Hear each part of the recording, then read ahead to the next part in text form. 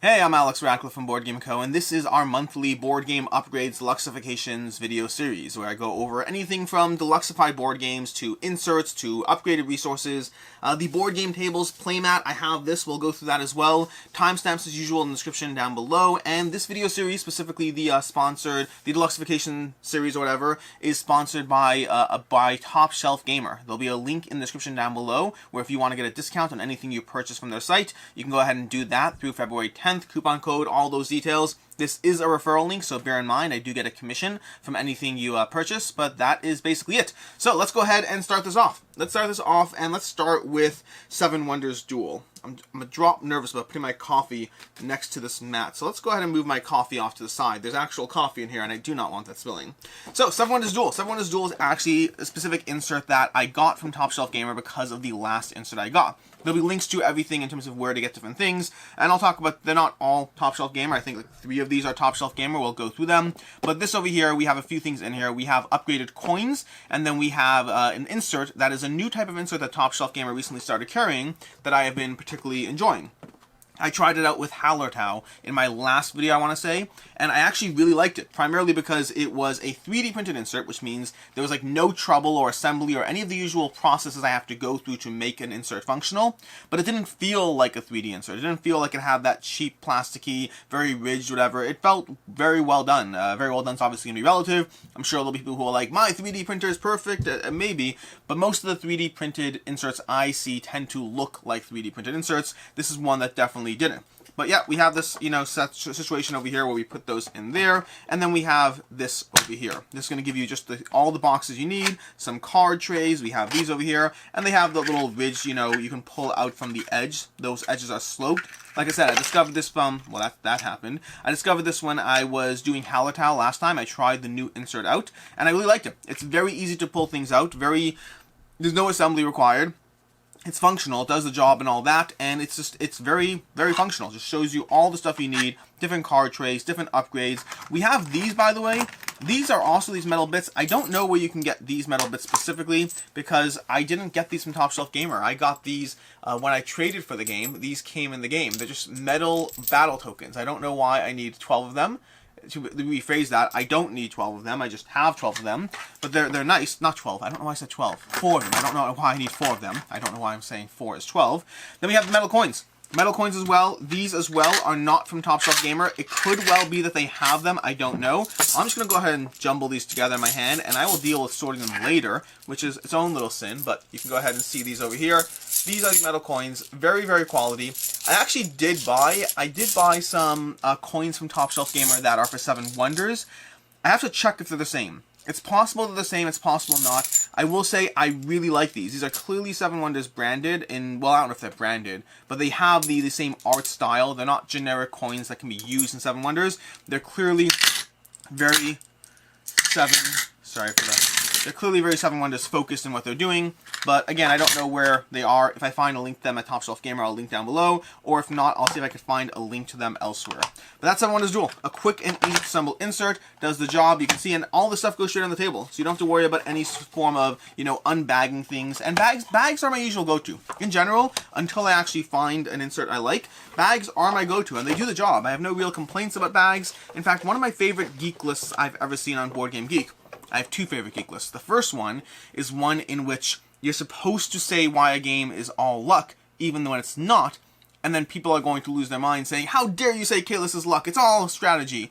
That's the point of that geek list. Very, very funny, because the whole premise is that it doesn't say, it starts off the description saying, I think these games have so much luck, and then it follows it up with, I also think people don't really read the descriptions of geek lists, so I'm going to go ahead and have you post something that has no luck.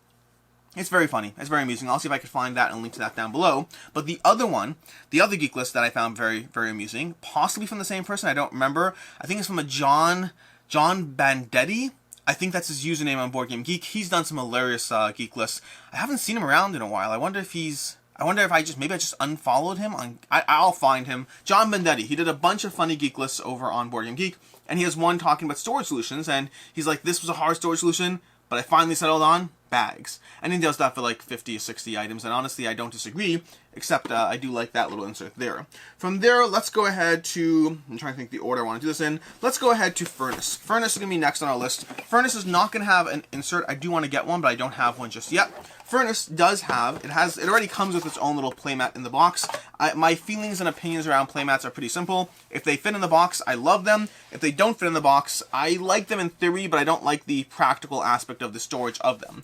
So this one, because it fits nicely in the box, I like it. I'm a big fan of it. The other games, I think Radlands has a playmat that fit in the box. Currently on Kickstarter, Sky Tier Horde has a playmat that fits in the box. When you make my life easy, I like it. But then we have a bunch of upgraded tokens. Let's go ahead and show you what we have over here and what they're replacing. So we have these over here. Do we not have? We do have replacement. Perfect. Okay. So here's what we have in the basic game of Furnace, and then here's what I've upgraded them with. We have these barrel tokens over here that are yellow. Then we have these barrel tokens that are replacing them that are not yellow. I am debating painting them because I do like how, you can just go ahead and let me show you up here.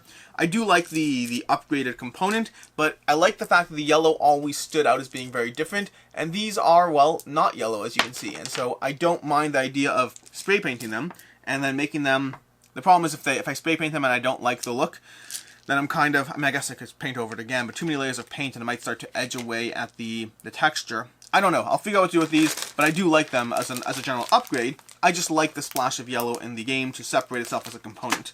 But that's going to be the first upgraded resource. The second one we have, the second two are much better. Meaning they're some of my favorite deluxeified resources from Top Shelf Gamer. They in general have a line of upgraded resources, and they're very amazing. The one caveat I will give, and this is worth noting, especially if you're getting a bunch of them, is I find they're more amazing in small quantities. What I mean by that, let me go ahead and show you these. So, this coal over here, oh my gosh, miles and away, better than what you get alternatively. So you can see these over here, look at those tokens over here, and look at these tokens. Look at just the difference in quality and texture as you have these tokens here. They're just so nice to touch, to hold, to have in the game. I love them. What I will say, if you're getting a lot of Top Shelf Gamer stuff in general, be mindful of the fact that they lose some of their magic if you start having these tokens in other games. One of the things that makes these things nice is you get them and they're so premium, they're so amazing. And then if you have those coal tokens in 14 other games, it's still amazing, but it loses some of that. It's the concept of diminishing returns. The concept of diminishing returns is the idea that sometimes things will cost the same much, but have less benefit attached to them. So a classic example will be, if you order pizza today, it's worth the price. If you order pizza tomorrow, it's worth the price. If you keep ordering pizza every single day, the benefit you're getting, the feeling of, oh my gosh, I'm happy I got the pizza, that goes down each day that goes by, but the cost doesn't change at all. And I think that's true with a lot of these deluxeified resources from Top Shelf Gamer.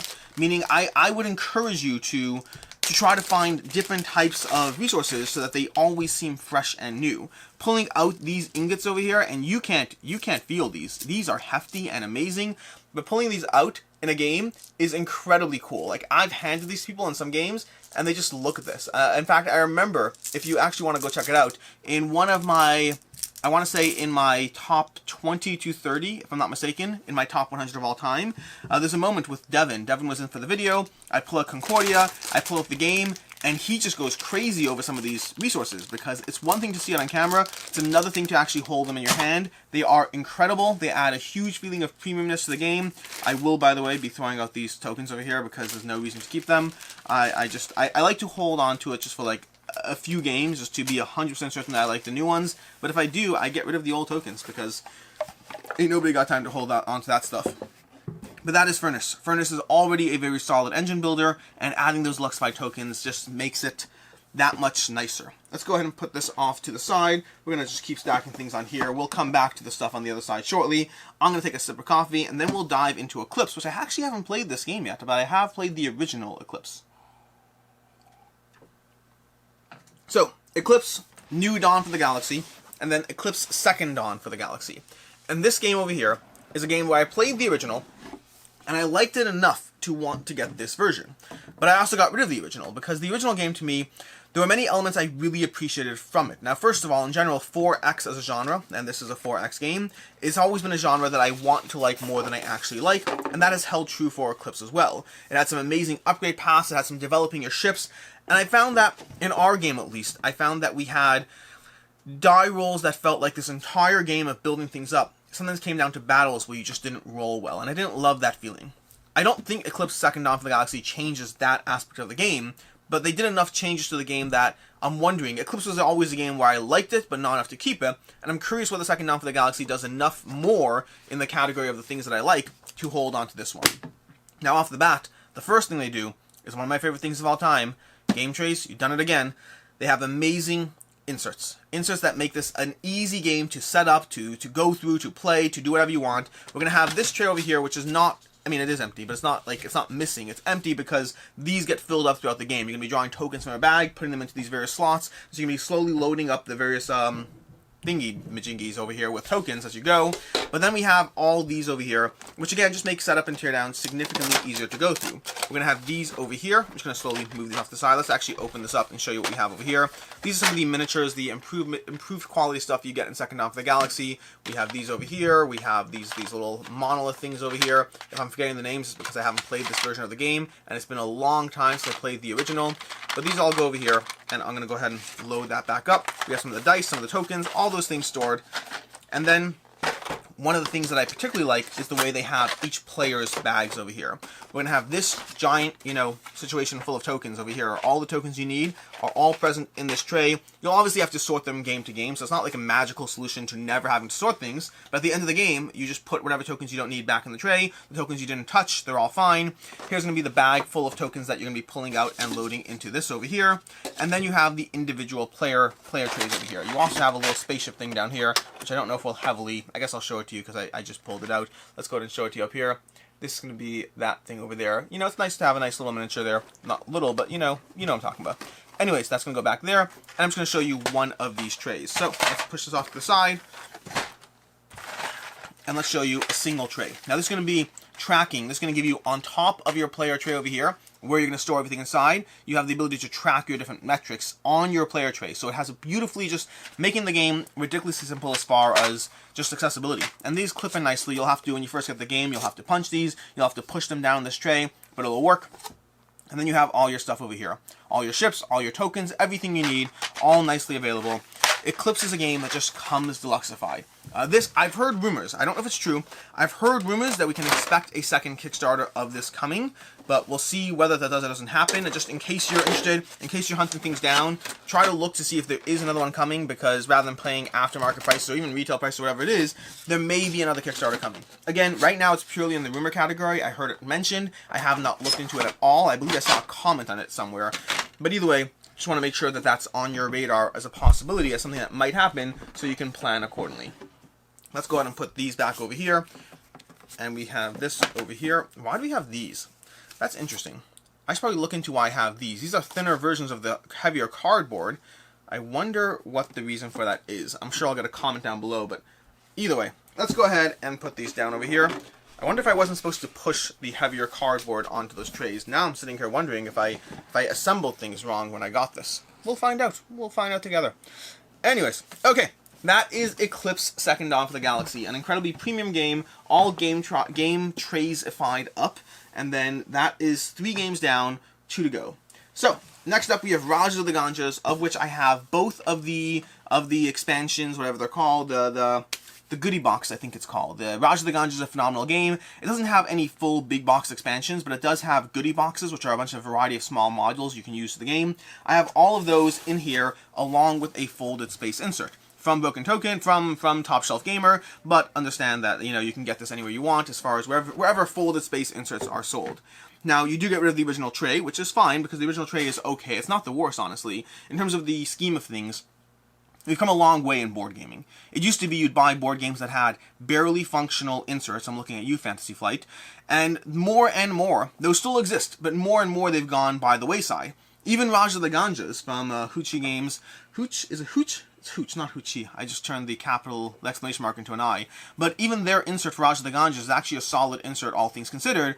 But then once you start adding anything extra, it kind of falls apart very quickly. But I would say, if you're looking for this insert, while I do like the insert, and while it's nice because you can pull trays out of the box, but in terms of pure storage capacity, I think the insert did a solid job. Where the folded space is better is because it fits the variety of goodie boxes stuff that you want to add in, and then it also makes it so you can pull trays out and use them on the table, rather than having to pull things in and out of the box. So just factor into your processes or decisions as far as what you want to get and the value it adds to your life. But my point is the original insert is actually pretty good.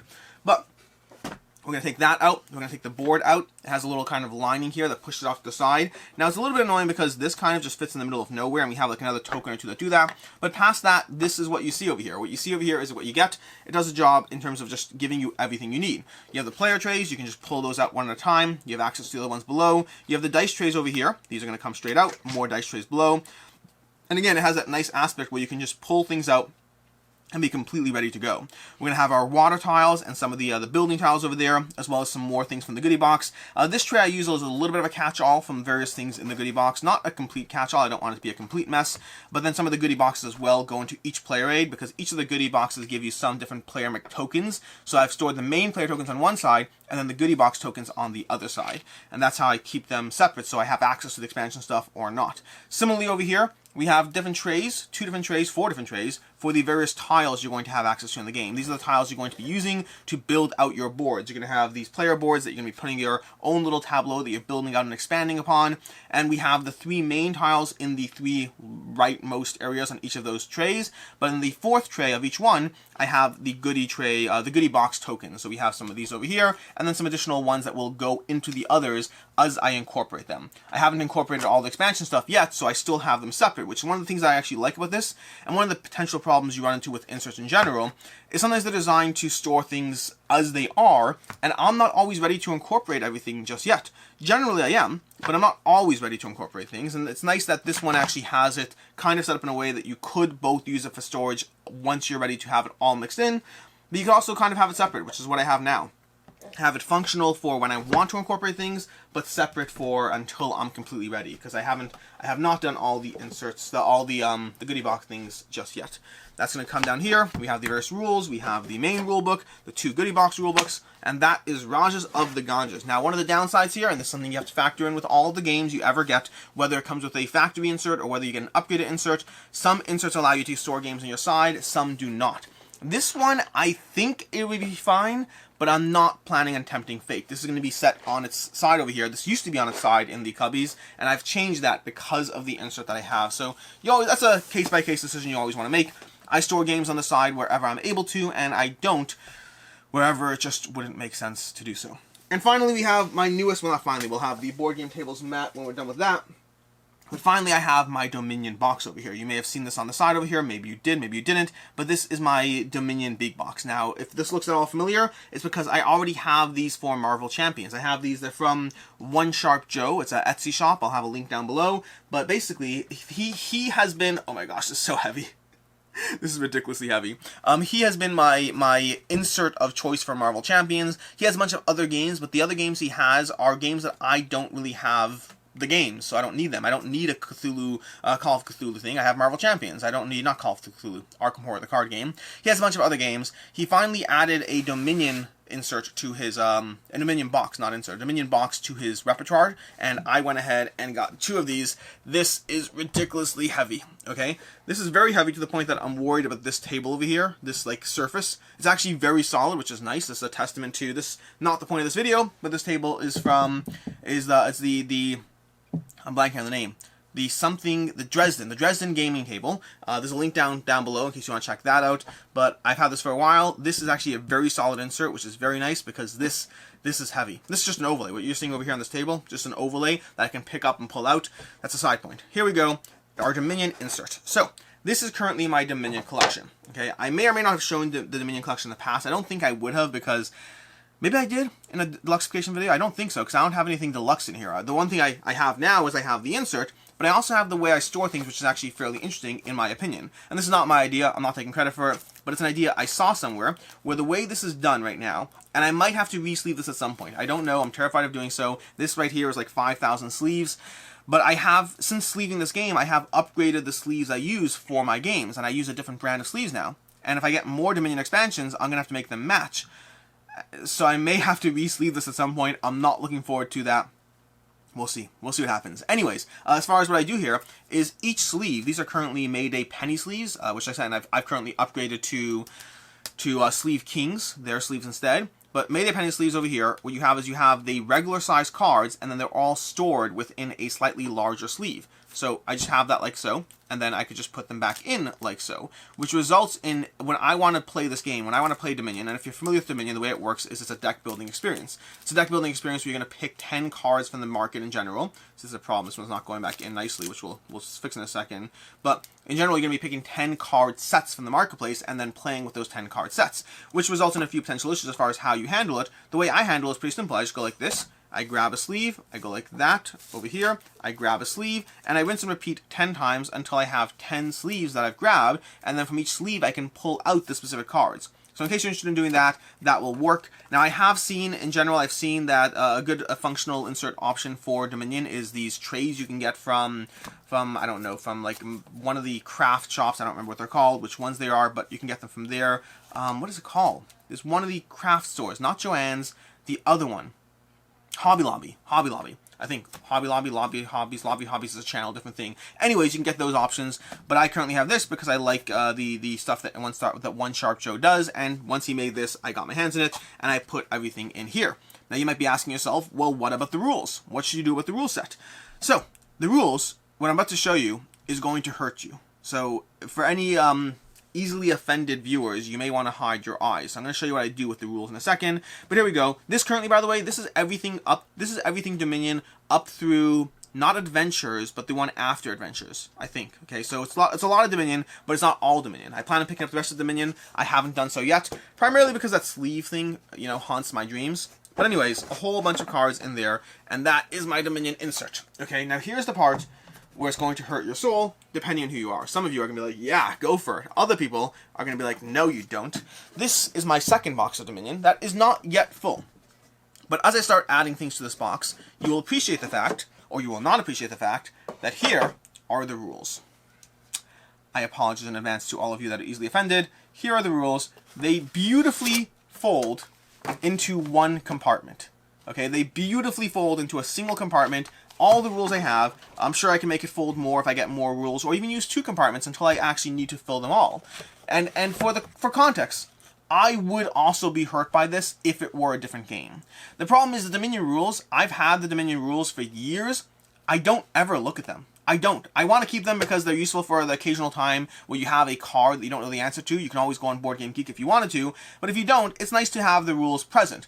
But they're not rules I reference. I actually like treating my rules correctly. I don't mind putting boxes on, you know, having the lid not matching the back. I don't mind that at all. But for rules, I actually do like having my rules in pristine condition.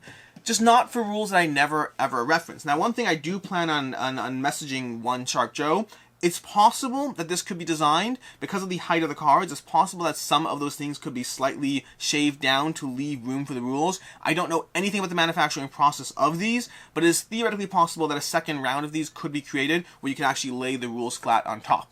That's not the case as easily in this. While you can obviously get a single rulebook in, or even 2 sideways, the amount of rulebooks I have would make a noticeable dent, so instead, they are all folded up. Lastly, we have this over here, the Board Game Tables Playmat. Now, I'm trying to think the best way to do this because these should move off this side like so. These might have to come down because I want to be able to put this down properly. Let's put that down over there. Let's grab this over here, and this can go up here. And let's go ahead and show you the Board Game Tables Playmat. Now, this is something that I do use. So where do I use it? Let's talk about this. Because I have a game table. So why do I need a playmat?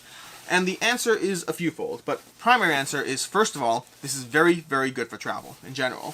So if you're ever traveling and you want a game surface as you travel, this is excellent for that. And I do want game surface when I travel because I've been spoiled.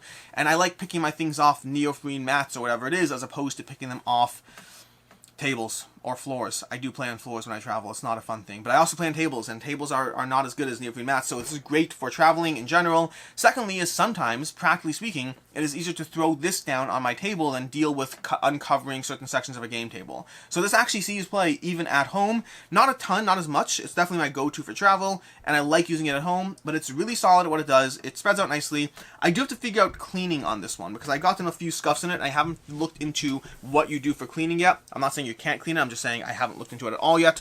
But anyways, this is the game surface that you have, okay? This is what it is.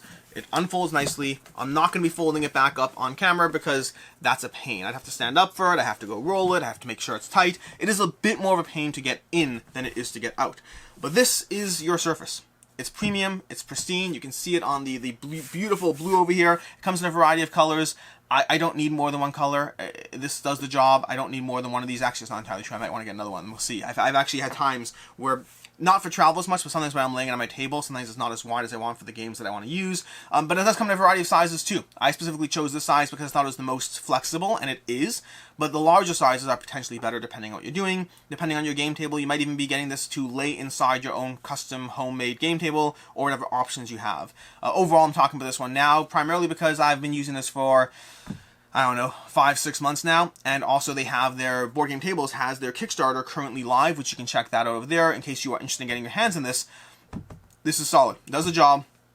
I've used other game tables. I actually have underneath this table over here, I have a Viking Game Mats custom mat. That I got specifically because I needed a specific size and they offer custom sizing, but that's under here. It does the job. I like it. I like this one better, but I needed a custom size, so that's the balance there, and that's the trade-off. In any case, this has been your deluxification video of 5 games, a bunch of inserts, some folded rules, and a playmat. Until next time, I'm Alex Radcliffe from Board Game Co. Reminder, Top Shelf Gamer, if you want to buy anything from there, you can use the link and the coupon code in the description down below, and you'll get some savings or something. But in any case, until next time, have a good one.